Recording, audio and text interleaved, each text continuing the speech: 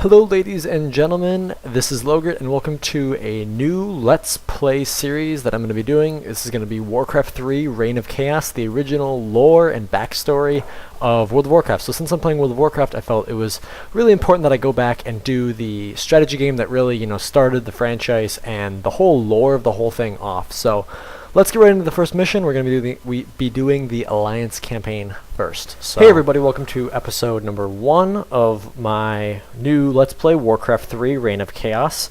This game really sets up the backstory and lore of the World of Warcraft games up until Wrath of the Lich King. That being both of the two parts of it, both Reign of Chaos and whatever the Frozen Throne. Sorry, I couldn't even think of the name.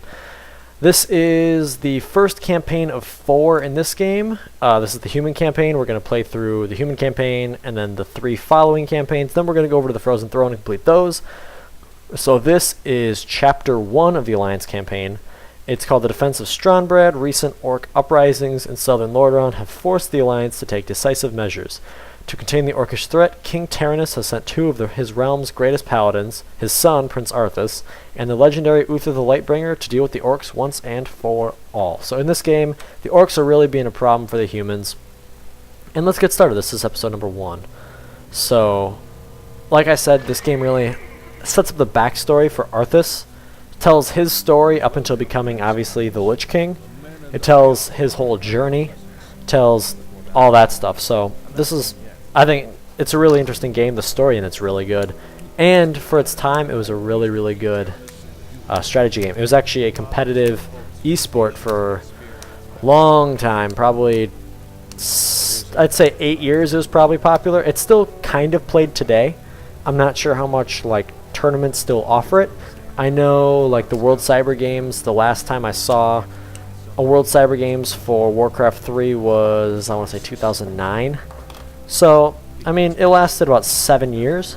So it's a pretty popular game. I think it's a pretty cool game. So, in this mission, it's a pretty short mission. It's designed to be a prologue kind of deal. And we just need to go to Strahnbrad and protect the village of Strahnbrad from an invasion. So, we just got to get over and do that. Pretty simple mission. It's a pretty easy mission. I've actually played through this entire campaign. I played through the both games. The difficulty actually can be pretty hard at times, honestly. This game is not, it's not easy by any stretch of the imagination. It's not ridiculous, but it requires some skill to get through this. You can't just, it's not an easy just steamroll. This game was made back in, I want to say 2002, so back then they wanted the campaigns to be difficult, so... Let's get over here. We need to help out these villagers. Basically, how this game breaks down is it's heroes and regular soldiers. Arthas is our hero. Heroes are pretty important in Warcraft 3. They have the ability to level up 1 to 10, kind of like in World of Warcraft. They have abilities, strength, agility, and intelligence, which each increase their attributes.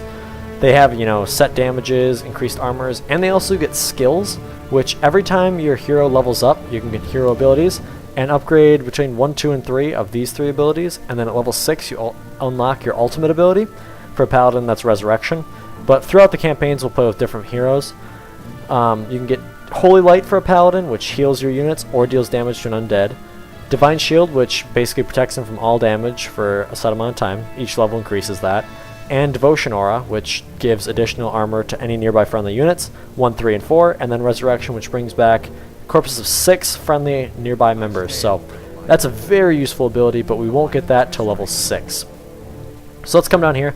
The way you level up your hero is by fighting, and yeah, heroes also can pick up units. They're just extremely useful, and when heroes die, provided you have an altar, which is a building you can build, you can actually resurrect heroes. Whereas if a footman dies, you just have to build a new one. You can't get a new footman. You can't resurrect a footman. So, heroes are extremely useful. Killing a hero in a game is big. It's really big. You do not want to lose your heroes. So, let's kill this guy, because this guy's weak. And we can use our Holy Light ability, which is currently level 1, to heal one of our units for 200, and that comes at the cost of 75 mana. We have 255 mana, which allows us to use this 4 times in a row. But there is a cooldown, and we just leveled up.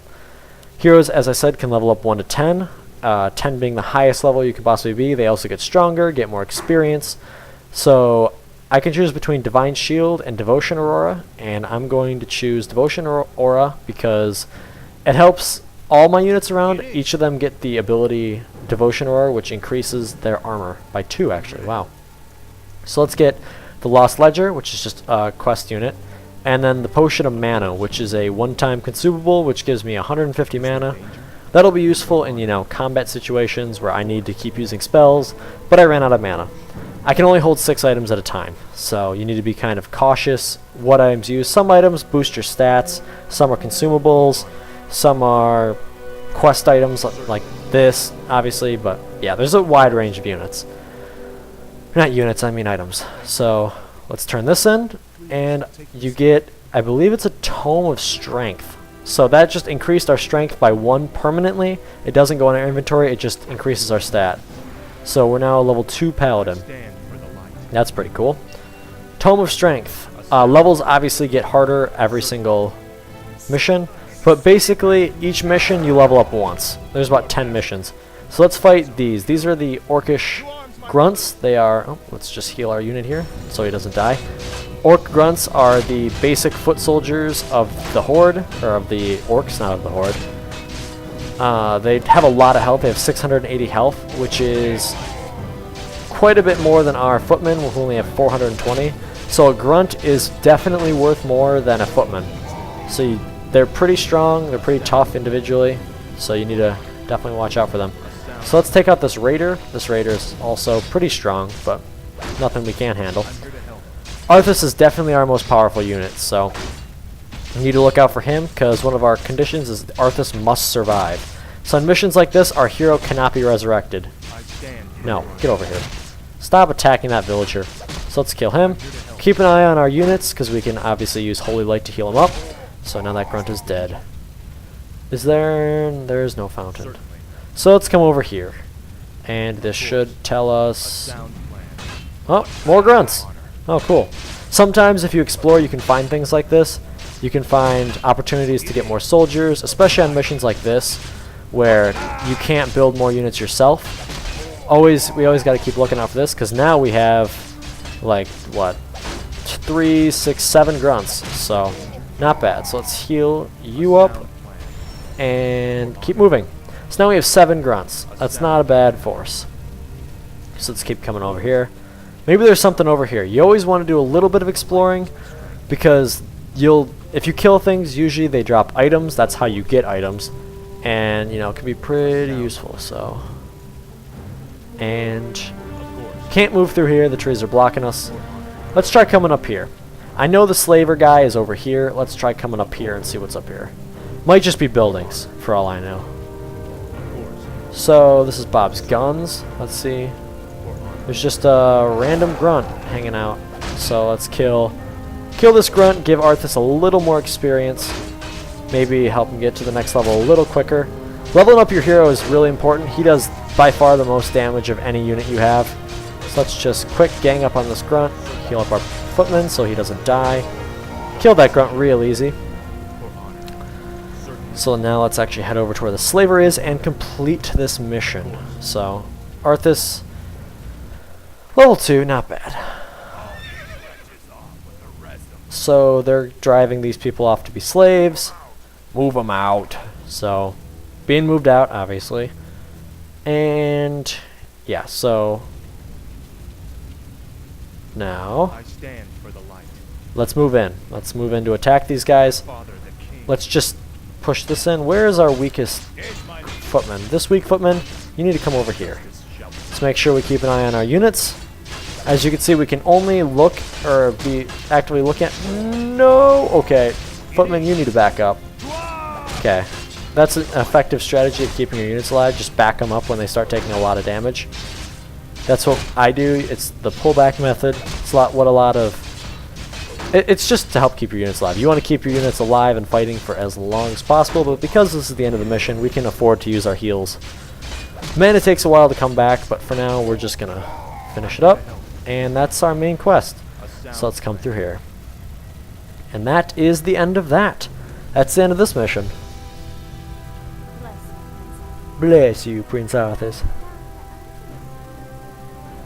And child voice. And yeah, that's.